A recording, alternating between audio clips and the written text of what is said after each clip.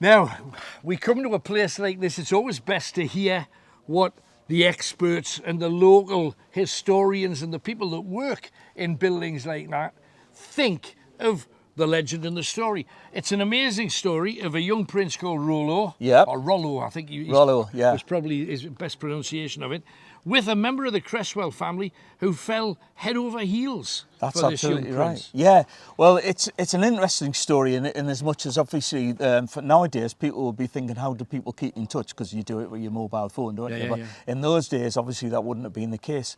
So the story goes that this young Cresswell, we'll call her a princess for like one of a better word. She was a local princess because she was daughter of a rich person who ruled that kind of local roost. Exactly, and she was waiting for her boyfriend Rollo to come across to see her. She's madly in love with him. Of course, he's a big chunky guy, you know, Danish prince. You think of Vikings, you think of all of the muscles, the rippling muscles, and etc. And she's standing on the top of this tower waiting for his boat to arrive over the horizon one morning, and she sees the sail coming in and slowly coming in, because of course, you know, the guys are rowing and everything like that. She's getting herself all excited.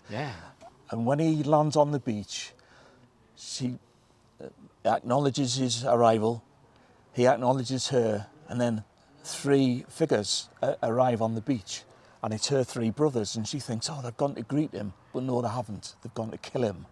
And they actually do that right in front of her view from this tower. And obviously that's going to break her heart. It would do for anyone.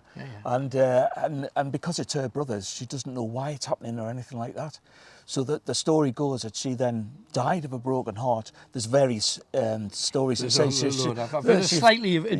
she fell off or jumped off the tower, whatever. But I think you know, the fact that she actually starved herself to death, she sort of you know, broke her heart, is a really good one, because it would explain why she's still around. And haunting the place, and she's regularly seen in that position on the top of the tower. And also there's a tree behind us where the tree has grown funnily, and I always tell people that's where she sits, because there's a little sort of seat for her to be sitting on, you know. Where is that? It's just behind us there. I see it, I see the nook in the tree. Yeah. I've got you. Yeah, so I mean, you know, I'm making that up really, to be honest, Alan. But that's actually, a nice story. But it fits in, doesn't it, you know? And a number of people have said that they've been here at night and there's been no one around, and then they turn around and there's somebody there. Right.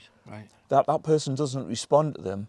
They maybe's looking at them, but they don't actually speak or anything. And then that's it. Have you had anything while you've been here?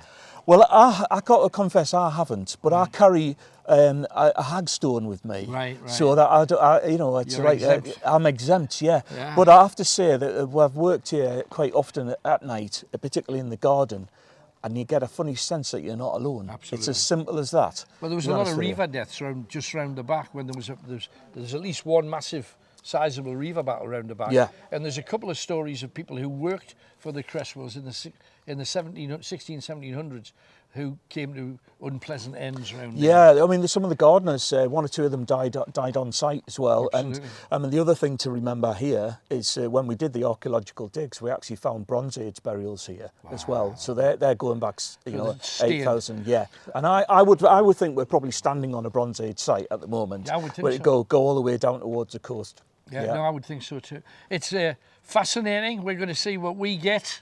But we thank this man for giving us the chance. He's going to hide in a hole carving flint with Barry, I think. While we're doing our thing, but we'll give you a knock as soon as we're done. No problem. Thank you very much. Thanks, Alan.